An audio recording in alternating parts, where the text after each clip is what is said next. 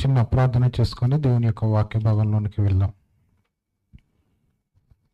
పరిశుద్ధుడా, ప్రేమగల ప్రియ పరలోక తండ్రి, జీవగల దేవ, నీ ఘనమైన ఉన్నతమైన శ్రేష్టమైన నామాన్ని బట్టి మేము స్తుతిస్తూ ఘనపరుస్తూ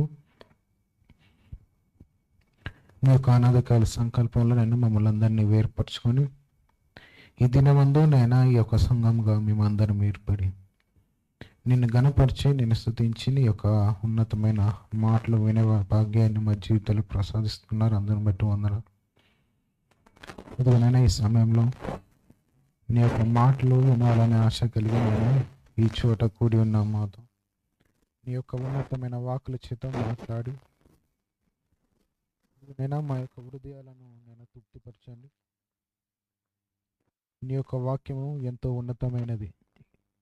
నేను ఆ వాక్యము విన్న మేము మా హృదయంలో పదిలపరుచుకొని ఈ లోకంలో బ్రతికినంత కాలం కూడా నైనా నీ కొరకు ఉన్నతంగా జీవించే భాగ్యం ప్రసాదించమని అల్పులను అయోగ్యులను నైనా నీ పక్షం నిలబడి నీ యొక్క మాటలనైనా చెప్పనే ఉండగానైనా నాతో కూడా నీ యొక్క మాటలు నా నోట మీ మాటలు ఉంచి మీరే పలికించుకోమని పరిశుద్ధాత్మ సహాయాన్ని అనుగ్రహించమని నీ యొక్క ఆత్మ చేత సంఘాన్ని బలపరచమని యేసుక్రీస్తు నామంలో ప్రార్థించి వేడుకుంటున్నాం తండ్రి.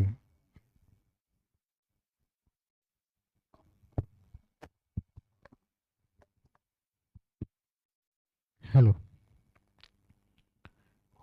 ప్రియమైన దేవుని వాళ్ళారా,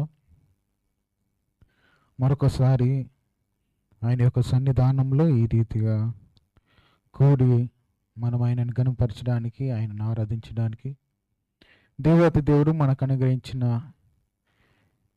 ఇట్టి సమయాన్ని బట్టి దేవునికి మనము రుణస్థులమై ఉన్నాం.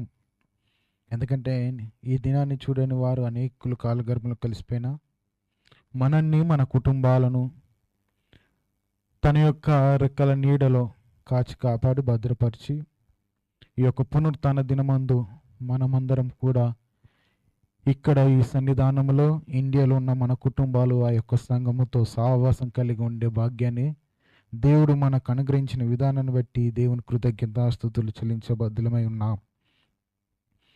కాబట్టి ఈ సమయంలో కొన్ని నిమిషాలు మనం దేవుని యొక్క వాక్యాన్ని ధ్యానించుకోగలిగితే దీనిన ఒక ప్రాముఖ్యమైన సంగతిని చెప్పాలని నేను ఆశపడుతున్నాను.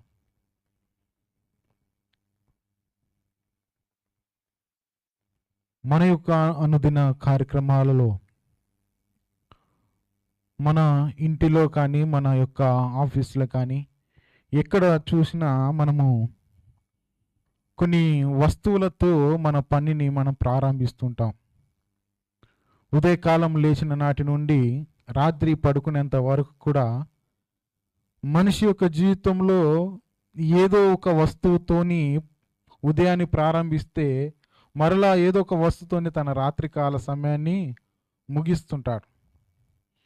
మనం స్త్రీలను చూస్తే ఉదయకాలాన్ని వారు ఏమండి చీపురుతో ప్రారంభిస్తుంటారు మన ఇండియాలో చూస్తే. ఎందుకంటే వారు లేవగానే ఇల్లును శుభ్రపరచడానికి, తదుపరి వారు వంట గదిలో ఉన్న వస్తువులతో ప్రారంభిస్తారు.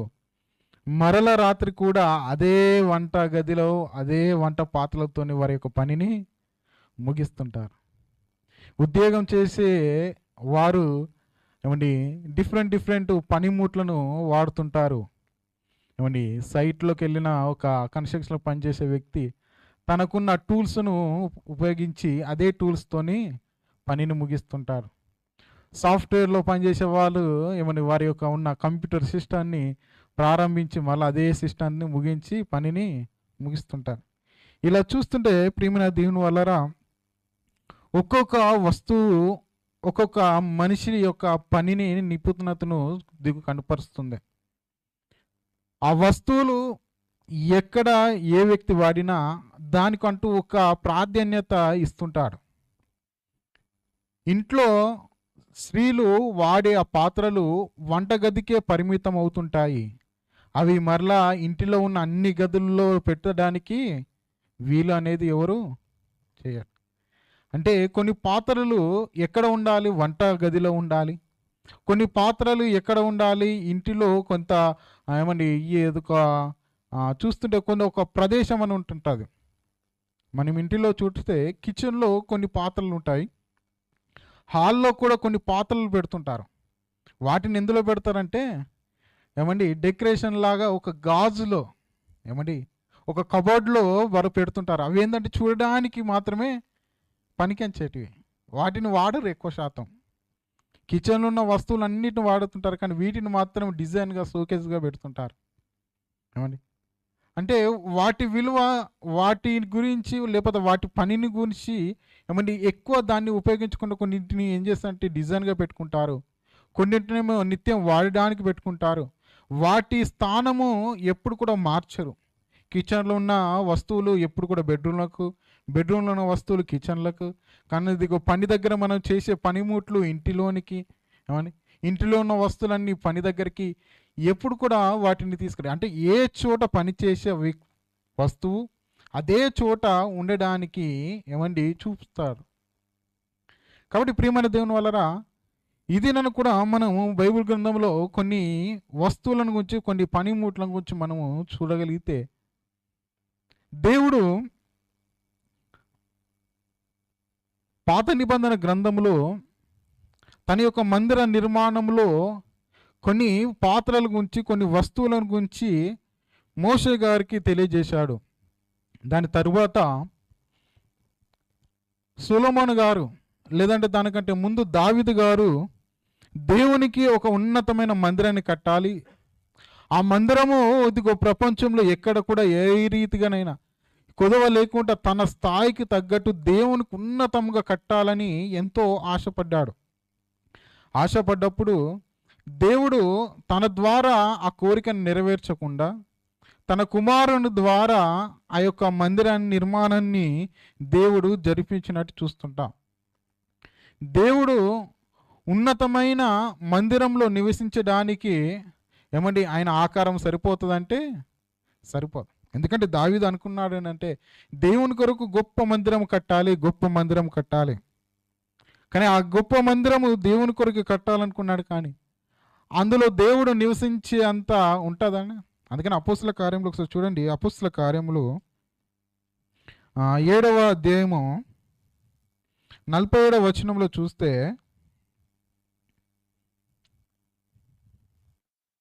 అపోస్తుల కార్యము 7వ అధ్యాయం 50వ వచనం కూడా చదవని. ఆకాశము నా సింహాసనము, భూమి నా పాదపీఠము, మీరు నా కొరకు ఎలాంటి మందిరము కట్టుదురు, నా విశ్రాంతి స్థలం ఏది, ఇవన్నీ నా హస్తకృత్యములు కావా అని ప్రభువు చెప్పుచున్నాడు అంటున్నాడు. ఏమని ఆయన ఆకారం చూస్తే ఏమని ఆకాశము ఆయన సింహాసనము, భూమి ఆయన పాదపీఠము. ఇదిగో మీరు కట్టే మందిరము ఏ పాటిది ఏమండి, ఎందుకంటే ఆయన ఆకారం ఏమో ఉన్నతమైనదే, కానీ ఇదిగోసం దావీదు అనుకుంటున్నా అంటే ఉన్నతమైన గొప్ప మందిరం దేవుని కొరకు కట్టాలి. ఎందుకంటే అలాంటి గొప్ప మందిరం మరలా ఇక్కడ కూడా ఉండకూడదు. దేవునికి అంటే నేను నివసించే రాజనగరం కంటే దేవుని యొక్క మందిరం ఇంకా ఉన్నతముగా ఉండాలని ఒక ఆలోచన కలిగి ఇదిగో కట్టాలని ఎంతో ఆశపడ్డాడు. కానీ ఆశపడినప్పటికీ కూడా ఇదిగో తన కుమారుడైన సొలొమోను ద్వారా దేవుడు ఆ పనిని ముగించాడు. ఆ పనిని కూడా సొలొమోను గారు చేస్తున్నప్పుడు ఎన్ని రకాలుగా దానికి అవసరమైన సామాగ్రి కానీ, దానికి అవసరమైన ప్రతి పనిముట్లు కానీ, దానిలో ఉండే ప్రతి వస్తువును కూడా ఇదిగో తను ఒక ప్రత్యేకమైన రీతిలో సిద్ధపరిచినట్టు చూస్తుంటాం. కానీ అందులో ప్రత్యేకమైన కొన్ని వస్తువులు ఉన్నాయి, ఉపకరణములు. అవి మాత్రము సొలొమోను కానీ దావీదు కానీ వారు సిద్ధపరచలేదు. దేవుని యొక్క మందిరాన్ని కట్టారు. దేవుని యొక్క మందిరంలో ఎన్నో రకాలుగా ఇదిగో కార్యక్రమాలు చేయడానికి ఏమైనా వస్తువు రూపంగా, ధన రూపంగా, అన్ని రకాలుగా శ్రమ రూపంగా వారు ఇదిగో ఏర్పాటు చేసి ఒక ఉన్నతమైన మందిరాన్ని కట్టారు. కానీ అందులో కొన్ని ఉపకరణములను మాత్రం వారు చేయలేదు. ఎందుకనంటే దానికంటే ముందు దేవుడు మోషే ద్వారా ఒక ప్రత్యేకింపబడిన వారి చేత దేవుడు ఆ వస్తువులను నిర్మించినట్టు మనం చూస్తుంటాం. చూడండి, నిర్గమకాండము 30 అధ్యాయము 27 నుంచి చదవండి.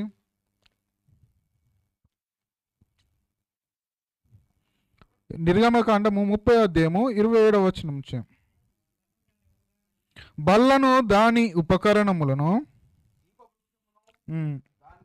దాని ఉపకరణములను ధూపవేదికను దహన బలిపీఠమును దాని ఉపకరణములన్నిటిని గంగాళమును దాని పీఠను అభిషేకించి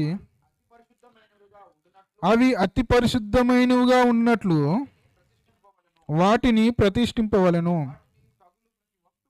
వాటిని తగులు ప్రతి వస్తువు ప్రతిష్ఠితమగును.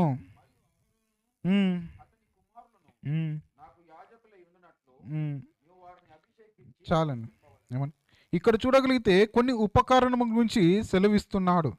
కొన్ని ఉపకరణములు, ఆ ఉపకరణములు ఏ రీతిగానంటే అతి పరిశుద్ధమైనవిగా ఉండినట్లు వాటిని ప్రతిష్ఠించాలి. పరిశుద్ధం వేరు, అతి పరిశుద్ధం వేరు. అతి పరిశుద్ధముగా ఉండినట్లు ఆ ఉపకరణములు అంటే వస్తువులను, ఉపకరణములనగా వస్తువులు, ఆ వస్తువులను ప్రత్యేకపరచాలి అని దేవుడు సెలవిచ్చాడు. మళ్ళీ ఆ వస్తువులు ఎలా అంటే అతి పరిశుద్ధముగా ఉండాలి. వాటిని తగులు ప్రతి వస్తువు కూడా ఏమవ్వాలి? ప్రతిష్ఠితము అవ్వాలని దేవుడు కొన్ని ఉపకరణములు ప్రత్యేకపరిచాడు. ఈ 31వ అధ్యాయంలో కూడా మనం చూడగలిగితే 7వ వచనం గురించి చదవండి కొన్ని.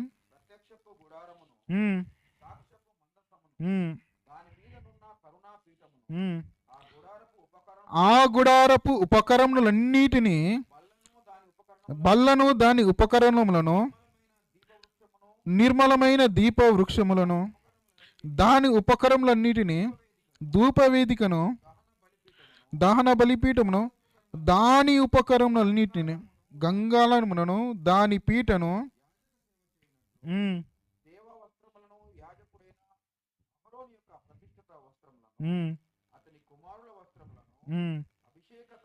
అభిషేక తైలమును, పరిశుద్ధ స్థలము కొరకు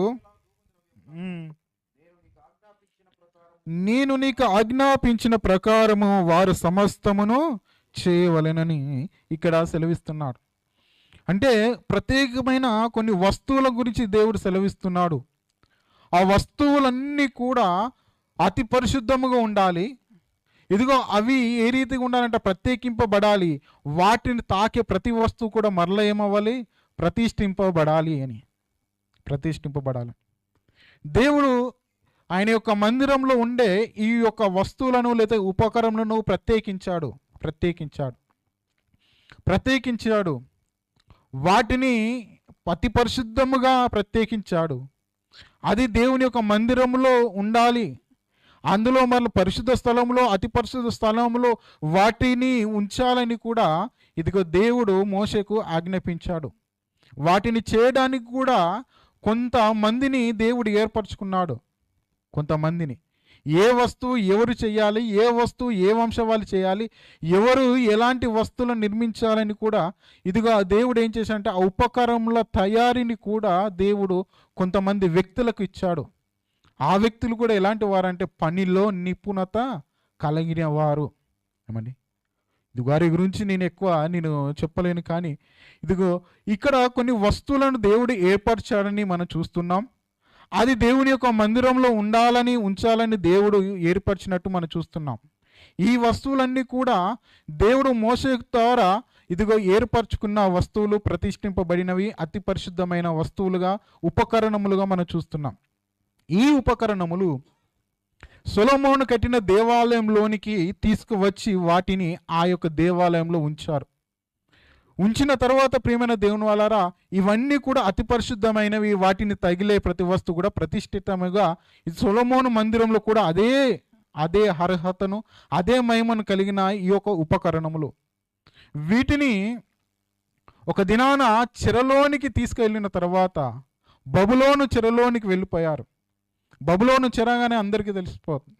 ఎందుకంటే ఇదిగో ప్రపంచంలోనే కొన్ని సామ్రాజ్యాలు ఉన్నవి, ప్రపంచాన్ని ఏలిన సామ్రాజ్యాలు. అందులో మొదటిది బబులోను సామ్రాజ్యము, రెండోది మాదీయ పారసీక, తర్వాత గ్రీకు, రోమా సామ్రాజ్యాలు. ఈ 4 సామ్రాజ్యాలు ప్రపంచంలో ఇదిగో తెలియని వ్యక్తులు అంటూ ఎవరు ఉండరు. ఎందుకంటే ప్రపంచాన్ని ఏలిన ఇదిగో రాజ్యాలలో ఈ 4 రాజ్యాలు ఉంటాయి. అందులో మొట్టమొదటి రాజ్యమైన బబులోను రాజ్యము. ఈ బబులోను రాజ్యము ఈ యొక్క యూదులను ఆ యొక్క యెరూషలేమును చెరపట్టుకొని వెళ్ళిపోయినప్పుడు ఆ యొక్క బబులోను రాజు ఏం చేశాడంటే ఈ దేవాలయంలో ఉన్న వస్తువులన్నిటిని కూడా ఏం చేశాడు? తీసుకెళ్ళిపోయాడు. దేవుని యొక్క మందిరంలో ఉన్న వస్తువులన్నిటిని కూడా తీసుకెళ్ళిపోయాడు. ఏమండి? తీసుకెళ్ళిపోయాడు. ఈ వస్తువులన్నీ తీసుకెళ్ళిపోయిన తర్వాత ప్రియమైన దేవుని వలన ఆ వస్తువులు తన రాజ్యములో ఒక బొక్కసములో ఉంచాడు. ఏంటి ఈ యొక్క ప్రత్యేకమైన వస్తువులు? ఈ ప్రతిష్ఠించబడిన వస్తువులు వీటన్నిటినీ తీసుకెళ్ళిపోయిన ఆ యొక్క బబులోను రాజు ఇదిగో తన బొక్కసంలో ఉంచుకొని వాటికి ఇవ్వవలసిన గౌరవం, వాటికి ఇవ్వవలసిన మర్యాద, వాటికి ఇవ్వవలసిన విలువ ఇస్తున్నాడా అని చూడగలిగితే ప్రియమైన దేవుని వలరా ఇవ్వట్లేదు. ఎందుకంటే ఇవన్నీ దేవుడేమో ప్రతిష్ఠించబడినవి, అతి పరిశుద్ధమైన వస్తువులుగా, ఉపకరణములుగా దేవుడు వాటిని సిద్ధపరిస్తే చెరలోనికి వెళ్ళిపోయిన తర్వాత, ఆ చెర పట్టబడిన తర్వాత దేవాలయం కూల్చి అందులో ఉన్న వస్తువులన్నీ తీసుకెళ్ళిపోయి ఒక బొక్కాసంలో ఉంచారు. బొక్కాసంలో ఉంచిన తర్వాత ప్రియమైన దేవుని వలరా తన కుమారుడైన బెల్షజ్జరు, నెబుకద్నెజరు రాజు యొక్క కుమారుడైన బెల్షజ్జరు ఇదిగో ఆ యొక్క పాత్రలతోని ఏం చేస్తున్నాడని చూడగలిగితే చూడండి, దానియేలు గ్రంథము 5వ అధ్యాయము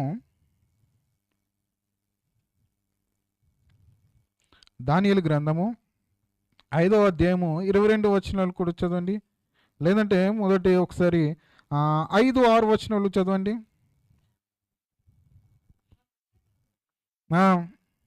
లేదంటే 5వ వచనం మొదటి నుంచి చదవండి. రాజగు బెల్షజ్జరు అధిపతులలో 1000 మంది గొప్ప విందు చేయించి ఆ 1000 మందితో కలుసుకొని ద్రాక్షరసము త్రాగుచుండెను.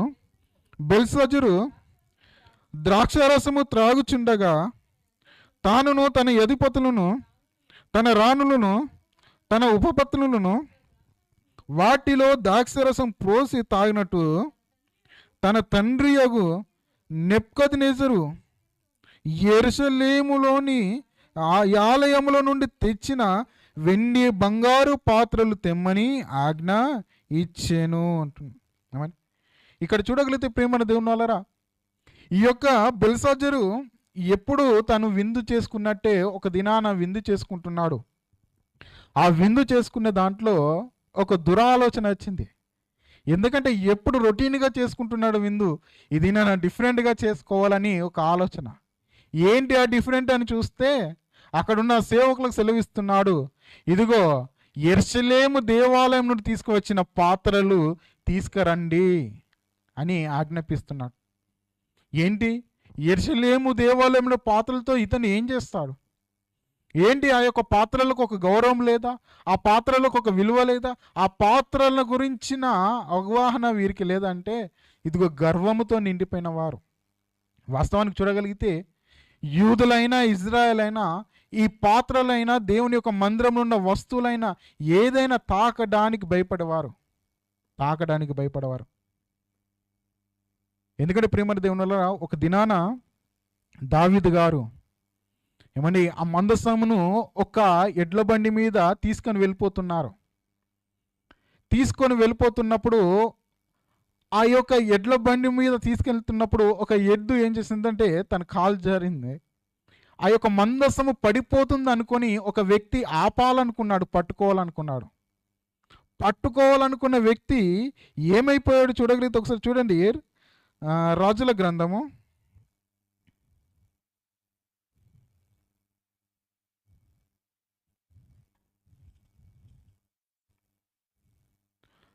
1 రాజుల గ్రంథము క్షమించాలి, సామ్యూయేలు గ్రంథము సమూయేలు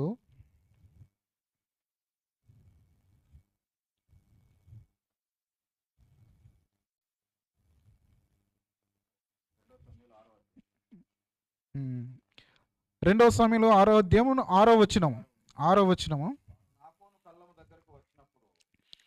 వారు నాకోను కళ్ళం దగ్గరకు వచ్చినప్పుడు ఎడ్లకు కాలు జారినందున ఉజ్జా చెయ్యి చాపి దేవుని మందసమును పట్టుకొనగా యెహోవా కోపము ఉజ్జా మీద రగులుకొనెను. అతడు చేసిన తప్పును బట్టి దేవుడు ఆ క్షణమందే అతన్ని మొత్తగా అతడు అక్కడనే దేవుని మందసం వద్ద పడి చనిపోయాను. ఏమని? దేవుని యొక్క మందిరంలో ఉన్న వస్తువులకు ఎంత పవర్ ఉంటుంది అంటే ఇక్కడ చూడండి. పాపం ఈ యొక్క ఉజ్జ ఏం చేయాలనుకున్నాడు? దాన్ని పట్టుకోవాలి, దాన్ని కింద పడకుండా కాపాడాలనుకున్నాడు తప్ప దూరాలోచన లేదు, వేరే ఆలోచన కూడా లేదు. అతను సహాయం చేయాలనుకున్నాడు. ఆ పడిపోయే దాన్ని ఇది పట్టుకొని నిలబెట్టాలనుకున్నాడు. కానీ ఇక్కడ ఏమైపోయిందంటే దానికి ఒక ప్రత్యేకత ఉంది. అది అతి పరిశుద్ధమైనది. దానిని ముట్టవలసిన వారు యాజకులే. దాన్ని మోయవలసిన ప్రత్యేకత దేవుడు ఇదిగో కొన్ని నియమ నిబంధనలు పెట్టాడు. ఇక్కడ వీరు చేస్తున్న తప్పు ఏంటంటే ఎడ్ల బండి మీద తీసుకెళ్లడము చేసిన మొదటి తప్పు. రెండవ తప్పు ఏంటంటే ఉజ్జ ఆ పడిపోతున్న మందసాన్ని పట్టుకోవాలని ప్రయత్నించి తాకడము రెండవ తప్పు. ఇక్కడ చూడగలిగితే ఆ యొక్క మందసముకున్న ఆ పవర్ చూడండి. దానికి ఉన్న పవర్ అంటే దాన్ని ముట్టగానే వెంటనే మరణం. అప్పుడు దావీదు గారు చూసి ఏమండి తను షాక్ అయిపోయి ఇదిగో మరలా ఆ యొక్క మందసాన్ని తీసుకెళ్ళడానికి కొంతకాలం ఏం చేశారంటే ఒక ఇంట్లో ఉంచారు. వెంటనే తీసుకెళ్ళిపోలేదు.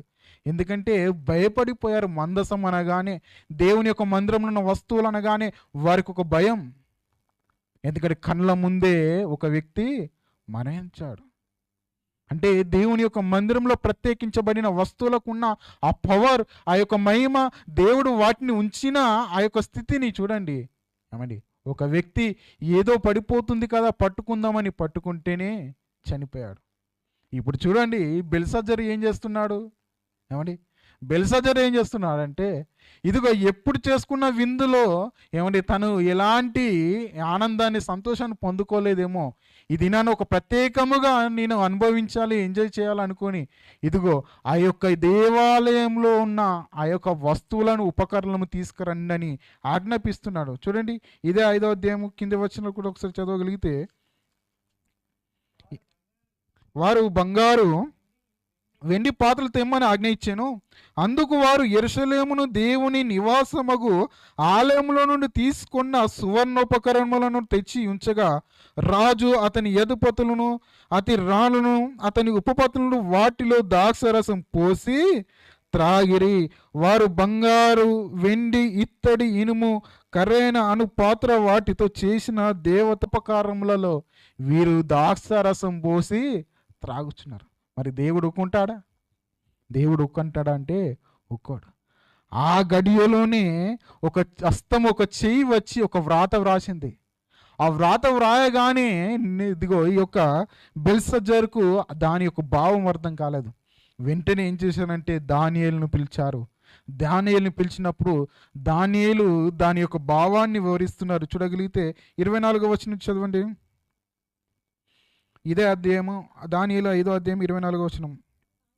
కావున ఆయన ఎదుట నుండి ఈ ఎర్రచెయ్యి వచ్చి ఈ వ్రాతను వ్రాసిన శాసనమేమనగా మెనే మెనే టీకల్ ఉఫారసిస్. ఈ వాక్య భాగం ఏమనగా మెనే అనగా దేవుడు నీ ప్రభుత్వ విషయంలో లెక్క చూచి దాన్ని ముగించెను.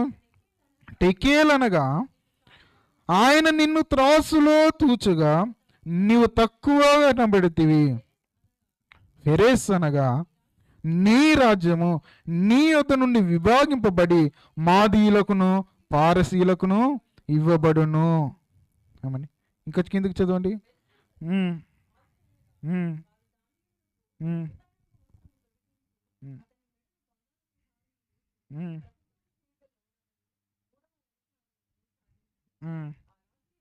ఆ రాత్రి అందే కల్దీయుల రాజుకు బెల్షస్సరు అతుడాయెను అంటుంది.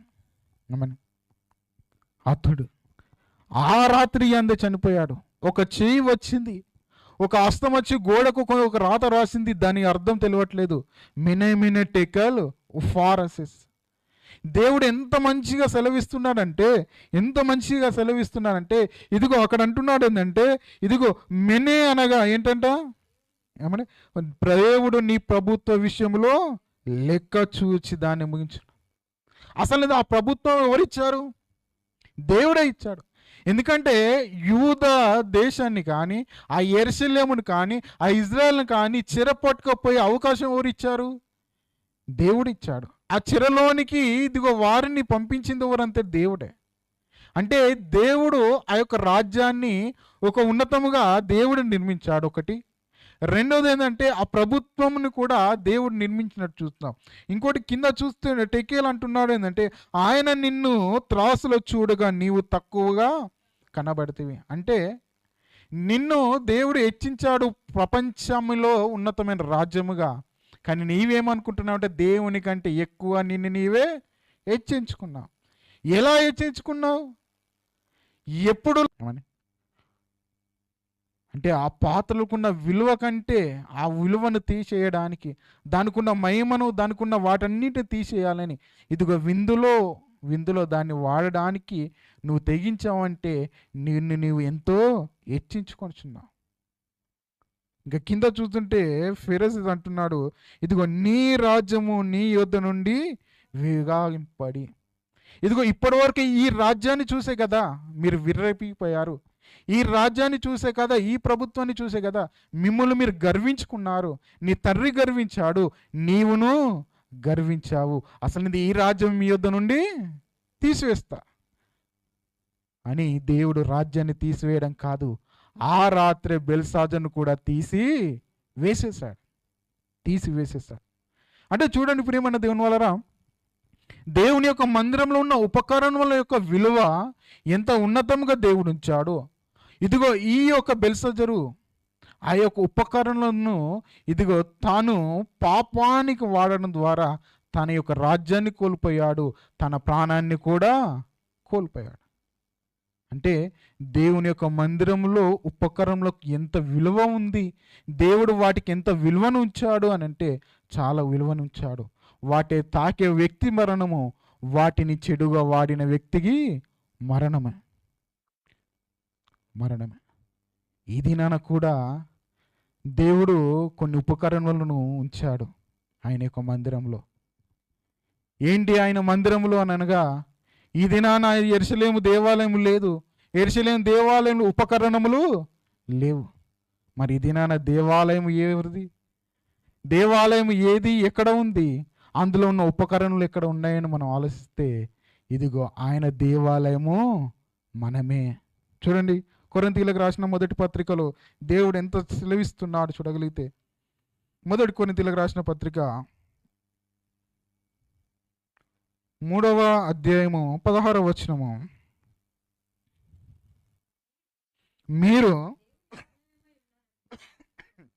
మీరు దేవుని ఆలయమై ఉన్నారని, దేవుని ఆత్మ మీలో నివసించున్నాడని మీరెరుగరా? ఎవడైనను దేవుని ఆలయము పాడు చేసిన ఎడల దేవుడు వాడిని పాడు చేయను. దేవుని ఆలయము పరిశుద్ధమై ఉన్నది, మీరు ఆ ఆలయమై ఉన్నారంటున్నాడు. దేవుని యొక్క ఆలయం ఈ దినాన ఎక్కడ ఉందనంటే, ఇదిగో మనమే దేవుని యొక్క ఆలయాలము. ఈ ఆలయాలను దేవుడు ఉన్నతముగా ఏర్పరచుకున్నాడు. ఈ యొక్క ఆలయాలు ఏ రీతిగానంటే పరిశుద్ధముగా ఉండాలని, పరిశుద్ధముగా ఉండాలని, దేవుని యొక్క ఆత్మ నివసించాలని. ఇదిగో ఈ యొక్క దేహం అనే ఈ యొక్క దేవుని యొక్క ఆలయము పాపముతో ఉండకుండా పరిశుద్ధముగా ఉండాలని దేవుడు కోరుకుంటున్నాడు. ఇదిగో మీరే దేవుని యొక్క ఆలయమై ఉన్నారని అంటున్నాడు. ఇంకా చూడగలిగితే ఇదే కొరింథీయులకు రాసిన పత్రిక 6వ అధ్యాయము 19వ వచనము 20వ వచనంలో కూడా చూడగలిగితే, మీ దేహము దేవుని వలన మీకు అనుగ్రహింపబడి మీలోనున్న పరిశుద్ధాత్మకు ఆలయమై ఉన్నదని మీరెరుగరా? మీరు మీ సొత్తు కారు, విలువబెట్టి కొనబడిన వారు గనక మీ దేహముతో దేవుని మయపరచుడి. మనం మన సొత్తు కాదు, మనం విలువపెట్టి కొనబడబడినాము. అదే రీతిగా మనము దేహముతో దేవుణ్ణి మయంపరచాలి. ఎందుకంటే మనం పరిశుద్ధ ఆలయమై ఉన్నాము. పరిశుద్ధ ఆలయము. ఏ పరిశుద్ధ ఆలయము? దేవుని యొక్క పరిశుద్ధ ఆలయము మనమే దేవుని యొక్క ఆలయాలము, మనమే దేవుని యొక్క మందిరాలము, మనమే దేవుని యొక్క దేవాలయములు. అయితే మరి అవయములు ఏంటి అంటే ఉపకరణములు. చూడండి, రోమిలకు రాసిన పత్రికలో ఈ ఉపకరణలు, ఈ దేవాలయంలో ఉన్న ఉపకరణలు ఏవి అని మనం చూడగలిగితే, రోమిలకు రాసిన పత్రిక 6వ అధ్యాయము 11వ వచనము ఆఖరి మాట మనం చూడగలిగితే 13వ వచనము చదవండి. మరియు మీ అవయములను దుర్నీతి సాధనములుగా పాపమునకు అప్పగింపకుడి, అయితే సజీవులమగుటను మిమ్మును మీరే దేవునికి అప్పగించుకొనుడి. మీ అవయములను నీతి సాధనములుగా దేవునికి అప్పగించండి. అంటే చూడండి, మీ అవయములను దుర్నీతి సాధనములుగా అంటున్నాడు. ఇంకొకటి చూడగలిగితే ఇక్కడ మీ అవయములు నీతి సాధనములుగా అంటే దేవుని యొక్క ఆలయాలం మనము. దేవుని యొక్క ఆలయములో పరిశుద్ధమైన ఉపకరణములు ఏవి అంటే మన అవయములు. దేవుని యొక్క ఆలయములో ఆ దినాన పరిశుద్ధ ఉపకరణములు వస్తు రూపకంగా ఉన్నవి. ఈ దినాన దేవుని యొక్క ఆలయం అనే మన శరీరములో అవయములవే దేవుని యొక్క ఉపకరణములు. ఏంటి మరి అవయములు అంటే, దేవుడు నీకు 2 కాళ్ళనిచ్చాడు, దేవుడు 2 చేతులనిచ్చాడు. ఏమండి, ఇంకా చూస్తే పంచేంద్రములు అంటాము. ఏమండి, చెవులు, కళ్ళు, నోరు.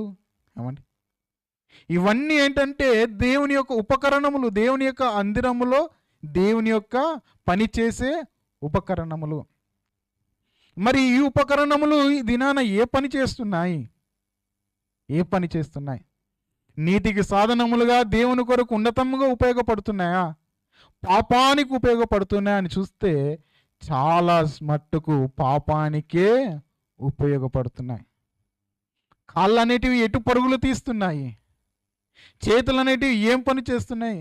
మన చూపు అనేది ఏమి చూస్తుంది? మన చెవులు ఏమి వింటున్నాయి? మన నోరు ఏమి మాట్లాడుతున్నది? దేవుని యొక్క వాక్యం సెలవిస్తుంటుంది. ఏమని? కన్ను చెడినదైతే దేహమంతయు, అంటే ఒక కన్ను దేహాన్నే చెడిపేస్తుందనంటే ఈ అవయవం ఎంత ప్రాధాన్యమైనదో. అందుకని కన్ను గురించి ఒక వాక్య భాగాన్ని నేను రాశాను, ఒక అంశము, కన్ను యొక్క ప్రత్యేకత అని. ఎందుకంటే యోబు గారు అంటారు కదా, నా కన్నులతో ఎందుకు నిబంధన చేసుకోవాలి? కన్ను గురించిన ఒక అంశాన్ని నేను చూశాను. కానీ అందులో దేవుడు సెలవిచ్చినట్టు యేసుక్రీస్తు వారు, కన్ను చెడితే దేహమంతయు చెడిపోతుందా? అంటే ఈ అవయములలో ప్రధానమైనది కన్ను కనిపిస్తుంది. అంటే దేవుని యొక్క ఉపకరణంలో కన్ను అనేది ప్రాముఖ్యంగా కనిపిస్తుంది. రెండోది నోరు, ఏమండి చెవులు, ఈ రీతిగా చూస్తుంటే కాళ్ళు. కానీ ఇవన్నీ మనము నీతికి సాధనములుగా దేవుని కొరకు ఉపయోగిస్తున్నామంటే ఏమండి చాలా మట్టుకు కాదు. చూడండి, రోమిలకు రాసిన పత్రిక 3వ అధ్యాయం 11వ వచనం చదవండి. నీతిమంతుడు లేడు, ఒక్కడు లేడు, గ్రహించువాడు లేడు, దేవుని వెదుకువాడు లేడు, అందరూ త్రోవ తప్పి ఏకముగా పనికి వాలిన వారేరి, మేలు చేయవాడు లేడు, ఒక్కడును లేడు. వారి గొంతుగా తెరిచిన సమాధి, తమ నాలుకతో మోసము చేదురు, వారి పెదవుల కింద సర్ప విషం ఉంది, వారి నోటి నిండా శపించుటయు పగయు ఉన్నవి, రక్తము చిందించుటకు వారి పాదములు పరిగెత్తుచున్నవి అంటున్నాడు. ఇక్కడ చాలా మటుకు ఉపకరణములు కనిపిస్తున్నాయి. ఏంటి ఉపకరణం అంటే మనుషుని యొక్క అవయవాలే. ఏమండి, ఒక నాలుక గురించి సెలవిస్తున్నాడు, ఒక చూపు గురించి సెలవిస్తున్నాడు, ఇదిగో కొన్ని కాళ్ళ గురించి కూడా సెలవిస్తున్నాడు. ఎలా ఉన్నాడంటే నీతిమంతులు లేడు, ఒక్కడు లేడు, గ్రహించేవాడు లేడు, అందరూ త్రోవ తప్పారంట, పలికి మాలిన వారే. ఏమండి, వారి గొంతంట తెరిచిన సమాధి. ఏమండి?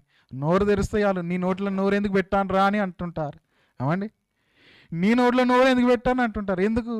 వాని సమాధి కంపు ఊడుతుంటుంది. ఏమండి? ఎందుకంటే ఒక్క మాట సరైనది వస్తుందంటే రాదు ప్రియమైన దొంగ. ఏమండి? ఇదిగో ఈ యొక్క నాలుకనైతుంది, నరం లేని నాలుక ఎగిరెగిరి పడుతుంది అన్నట్టు ఈ నాలుక ఎంత తీయని మాటలు వలరా. ఎక్కడ చూసినా హత్యలే, ఎక్కడ చూసినా దొంగతనాలే, ఎక్కడ చూసినా పాపపు కార్యాలే. ఏ ఒక్కడైనా తన యొక్క అవయములను కాపాడుకొనిచున్నాడా? ఏ ఒక్కడైనా ఈ యొక్క అవయములతో దేవుని మహిమపరచాలి, గణపరచాలి అనుకుంటున్నాడా? ఏ ఒక్కడైనా ఈ యొక్క అవయములతో దేవుని యొక్క పనిని చేయాలని ఆశపడుతున్నారంటే లేదు. క్రైస్తవులైన వారైనా, క్రైస్తవులు కాని వారైనా ఈ అవయములు దేవుడిచ్చాడు. ఈ ఉన్నతమైన అవయములు. ఈ అవయము ఎలాంటిదంటే ఒక్కసారి ఒక చెయ్యి పోతే మరలా జీవితంలో నీకు చెయ్యి రాదు. ఒక్కసారి కన్ను పోతే నీ జీవితంలో కన్ను రాదు. ఒక్కసారి నాలుక పోతే నాలుకే రాదు. ఏమండి? ఇవి దేవుడు తన స్వహస్తాలతో ఏర్పరిచిన అవయవాలు. మోషే మందిరంలో దేవుడు కొంతమందిని ప్రత్యేకించాడు వస్తువులను తయారీకి. కానీ ఈ దేహానికి మాత్రం దేవుడు ఏం చేశాడు? తన హస్తాలతో చేశాడు. దేవుడు చేసినది ఇదిగో మన శరీరం. కానీ దీన్ని ఏం చేస్తున్నారంటే అనేక రకాలుగా ఉపయోగిస్తున్నారు. కొన్ని ఫోటోలు పెడతాను చూడండి. ఏమండి? దేవుడు చేసిన ఆకారం నచ్చక, దేవుడు చేసిన ఈ యొక్క అవయవాలు నచ్చక మనుషులైన వారు ఎలా చేసుకున్నారో చూస్తుంటే ఏమండి చూడండి. ఏమండి? దేహాన్ని ఏ రీతిగా వాడుచున్నారో దేవుని యొక్క అవయవాలను. వాడు నాలుకే చూడండి ఎలా చేశాడు అంటే దేవుడిచ్చిన నాలుకను వాడు కట్ చేసుకున్నారు. ఇదిగో దేవుడిచ్చిన అందాన్ని, అందమైన ముఖాన్ని ఇలా చూడండి. ఇంకా చూస్తుంటే ఏ రీతిగా ఒక్కొక్కరు ఒక్కొక్క రకంగా వీళ్ళందరినీ చూసినప్పుడు చాలా బాధేస్తుంటుంది. ఏంటి? దేవుడు తన సహస్తాలతో చేశాడు కదా, నీకు రంగునిచ్చాడు, నీకు అవయవాలనిచ్చాడు, నీకు ఏ రకంగా రూపం కావాలో ఆ రూపాన్నంతా కూడా దేవుడిచ్చాడు. ఇదిగో ఆ దేవుడిచ్చిన రూపాన్ని చెడగొట్టుకుంటున్నారు. ఏమండి? దేవుడు కనుగుడ్డును తెల్లగా చేసి అందులో నలుపును పెట్టాడు. ఏ దేవునికి తెలియదా పూర్తిగా నల్లగిస్తే ఎలా ఉంటుందో? ఇదిగో వీడేం చేశాడంటే దేవుడిచ్చిన దానికి ప్రతిగా ఏమండి? ఆ ముఖం మీద ఎన్నో టాటులు, అవయవాల మీద ఎన్నో టాటులు. ఇలా చూస్తుంటే ఆ యొక్క చేతులు, కాళ్ళు, కొంతమంది ఏళ్ళను కూడా పీకి వేసుకున్న వారుగా ఉన్నారు. వీళ్ళందరూ ఏంటంటే ఇదిగో దేవుడిచ్చిన దేహాన్ని, దేవుడిచ్చిన ఉపకరణలన్నిటిని కూడా ఇదిగో వ్యర్థముగా వాడుచున్నవారు. కాబట్టి ప్రియమైన దేవుని వలరా ఇదిగో దేవుని యొక్క ఉపకరణములు, పరిశుద్ధమైన ఉపకరణములను ఇదిగో పాపముతో పాడు చేస్తేనే వారి ప్రాణాలు కోల్పోయాడు బెల్షాజరు. ఏదోలే పట్టుకుందామని ముట్టుకున్న వ్యక్తి ఉజ్జా చనిపోయాడు.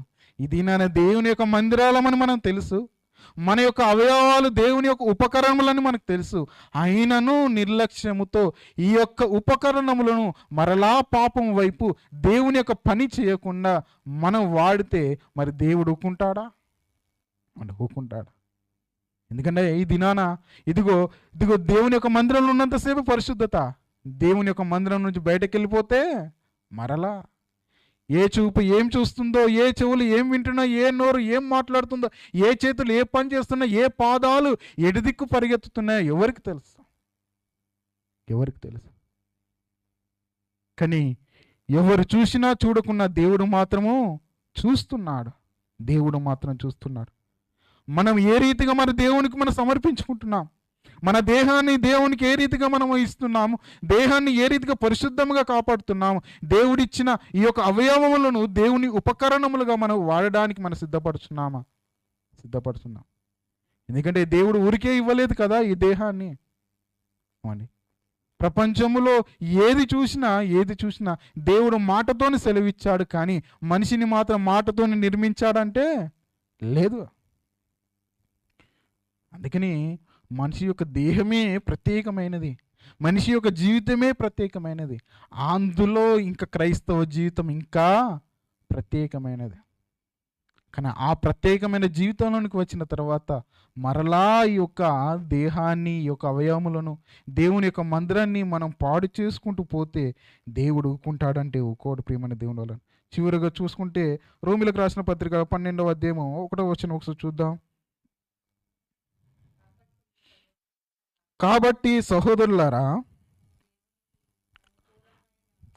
సహోదరులారా పరిశుద్ధమును దేవునికి అనుకూలమైన సజీవ యాగముగా మీ శరీరములను ఆయనకు సమర్పించుకునుడి. దేవుని వాత్సల్యం బట్టి మిమ్మల్ని బతికొనుచున్నాను.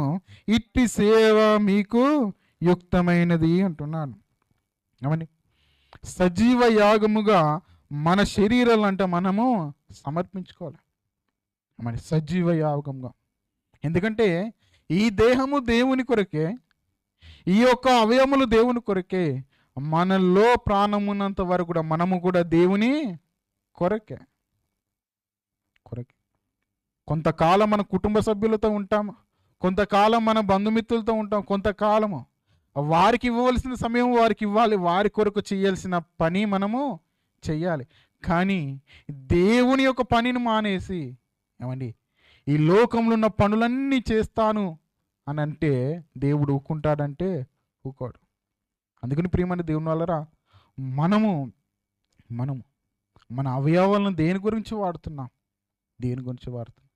ఎందుకంటే దేవుని యొక్క మందిరంలో ఉపకరములు, శ్రేష్టమైన ఉపకరములు, ఇదిగో పరిశుద్ధమైన ఉపకరణములుగా వాటిని దేవుడు ఎంతో విలువగా ఉంచితే ఇది మనకిచ్చిన అవయవాలు కూడా అదే ఏమండి పరిశుద్ధమైనవిగా, ఏమండి నిర్దోషమైనవిగా, ఇదిగో మనం ముట్టే ప్రతి వస్తువు ప్రతిష్టమయ్యే స్థితిలో ఏమండి మన అవయవాలను మనం ఉంచుకుంటే ఎంత బాగుంటుంది. అలా ఉండాలన్నప్పుడు ఇదా దేవునికి సమర్పించుకోవాలి. ఏమండి అందుకని ఒక మాట అంటారు కదా, మనం ముట్టేది అంతా బంగారం అవ్వాలన్నట్టు. అంటే ముట్టే చేయి మొత్తం ఏమవుతాయంట? బంగారం అవుతా. మనము పరిశుద్ధంగా ఉన్నప్పుడు మనం తాకే ప్రతిది కూడా పరిశుద్ధం అవ్వాలంటే మనం ఏ రీతిగా ఉండాలి? ఫస్ట్ ప్రభుకు పరిశుద్ధముగా ఉండాలి. అందుకని ఇక్కడ అంటున్నాడు కదా, సహోదరులారా పరిశుద్ధమును దేవునికి అనుకూలం, పరిశుద్ధత మరలా దేవునికి అనుకూలమైన జీవితము. మరి పరిశుద్ధత దేవునికి అనుకూలమైన జీవితము ఇదిగో కావాలి. ఆ రీతిగా దేవునికి మనము సజీవ యాగముగా మన శరీరములను, మన అవయములను, ఇదిగో దేహం అనే దేవుని యొక్క ఆలయాన్ని మనం ఏం చేయాలంటే సమర్పించుకోవాలి. సరెండర్ దేవుని కొరకు. కానీ ఇది దేవుని కొరకు సమర్పించుకోకుండా వ్యర్థముగా వాడుతున్నారు. కొన్నిసార్లు లోకంలో చూసిన వారిని చూసిన, దేవుని యొక్క మందిరంలోకి వచ్చి బాప్తిసం తీసుకున్న తర్వాత వారి యొక్క జీవితాలను చూసిన, అయ్యో దేహాన్ని దేవుని కొరకు వాడుతున్నారు, ఈ యొక్క అవయవాలను దేని కొరకు వాడుతున్నారు? దేవుడు ప్రత్యేకించాడు కదా, నీతికి సాధనములుగా ఉండాలని దేవుడు ప్రత్యేకించాడు కదా, ఏమైపోయింది అని ఏమని చాలా బాధేస్తుంటారు. కానీ నిజానికి ఈ యొక్క అవయవములను, వారి యొక్క ఉపకరణములను, వారి యొక్క అవయవములను వాడుకున్న వారిలో ప్రత్యేకమైన శ్రేష్ఠులుగా నేను చాలా అభినందించే వ్యక్తులు ఎవరంటే అపోస్తులులే. అపోస్తులు, యేసుక్రీస్తు శిష్యులు వారి యొక్క శరీరాలను, వారి యొక్క అవయవాలను దేవుని కొరకు ఎంత వాడారంటే వారిని చూసినప్పుడు చాలా. అందుకని చాలా సందర్భాల్లో ఎన్నో మార్లు వారి గురించి చెప్పకుండా వాక్యాన్ని ముగించలేం. అపోస్తలుడైన పౌలు గారి నుంచి ఇంకా చెప్పకుండా ముగించలేం. ఎందుకంటే యేసుక్రీస్తు కంటే ఎక్కువగా శ్రమపడ్డ వ్యక్తి. ఎందుకంటే దేవుని కొరకు వారు అర్పించుకున్నారు సజీవ యాగముగా. అందుకని మనల్ని బతిమలాడుచున్నాడు, నేను అర్పించుకున్నాను, నా అవయవములను అన్నింటినీ కూడా వాడాను. ఒకప్పుడు పాపానికి వెళ్ళిపోతుంటే ఇప్పుడు నీతికి సాధనములుగా వాడాను. ఇది ఆ రీతిగా మీరును కూడా దేవునికి సమర్పించుకున్నది అని ఇది సెలవిస్తున్నాడు. నిజమే ప్రియమైనది. ఒక పేతురైనా, ఇదిగో ఒక సీమోనైనా, ఒక యాకోబైనా, ఇంకా చూస్తుంటే అపోస్తులు ఎవరైనా చూడండి, వారు ఈ లోకాన్ని గురించి బ్రతికారంటే బ్రతకలేరు. అన్నిటిని వదిలేసి, అందరిని వదిలేసి వారి యొక్క శరీరాలను ఎంతగా దేవుని కొరకు ఉపయోగించారు ఎంతగా. కాబట్టి ఈ అపోస్తలుడైన పౌలు గారు సెలవిచ్చినట్టు ఇదిగో బతిమలాడుకొనిచున్నాను. బతిమలాడే స్థితి వచ్చిందంటే ఒకసారి ఆలోచించండి, బతిమలాడే స్థితి. కాబట్టి ప్రియమైన దేవుని వాళ్ళరా, దేవుడు ఆ దినాన మందిరములో ఇదిగో ఉపకరణములకు దేవుడు అంత ప్రాధాన్యత ఇస్తే, ఈ కాలంలో శరీరం అనే దేవాలయంలో ఉన్న ఈ యొక్క ఉపకరణంలో కూడా దేవుడు అంతే ప్రాధాన్యత ఇస్తున్నాడు. ఆ దినాన వాటి విలువ తెలియక బెల్షస్సరు చెడుతనానికి వాడాడు, మరణించాడు. ఈ దినాన తెలిసిన నీవు కూడా ఈ యొక్క ఉపకరణములను చెడుగా వాడితే దేవుని యొక్క శిక్షకు పాత్రుడు. ఏమండి, తెలియక వాడు చేశాడేమో. ఈ దినాన తెలిసిన నీవు తెలిసి కూడా చేస్తే ఇంకా పొరపాటే, పాపమే. కాబట్టి ప్రియమైన దేవుని వాళ్ళారా, ఆ దినాన దేవుడు ఆ మందిరానికి ఆ ఉపకరణలకు విలువిచ్చినట్టే ఈ దినాన నీ యొక్క దేహమైన ఆలయానికి ఇదిగో అవయవాలైన ఈ యొక్క ఉపకరణంలో కూడా దేవుడు విలువనిస్తున్నాడు. కాబట్టి మన చూపు దేవుని యొక్క వాక్యం వైపు, మన చెవులు దేవుని యొక్క వాక్యం వైపు, మన నోటి నిండా దేవుని యొక్క వాక్యము, మన చేతులు మన పాదాలు సువార్త యొక్క పనిలో ఇదిగో ముందుకు కొనసాగుతుంటే ఇదిగో ఇంత మంచి గొప్ప అవకాశం, గొప్ప భాగ్యము మనకు ప్రాణం ఉన్నప్పుడే. ప్రాణం లేకపోతే ఏమండి ప్రాణం లేకపోతే చచ్చిన సింహలాగానే. ప్రాణం ఉన్నప్పుడే మన యొక్క ఉపకరణములను దేవుని కొరకు వాడుతూ ఈ పరిశుద్ధమైన దేవుని యొక్క ఆలయాన్ని పరిశుద్ధంగా ఆయనకు సజీవయాగంగా సమర్పించుకొనచ్చు దేవుని మయంపరచాలని మరొకసారి మీ అందరినీ ప్రభుపక్షాన మనవి చేస్తున్న మాటలు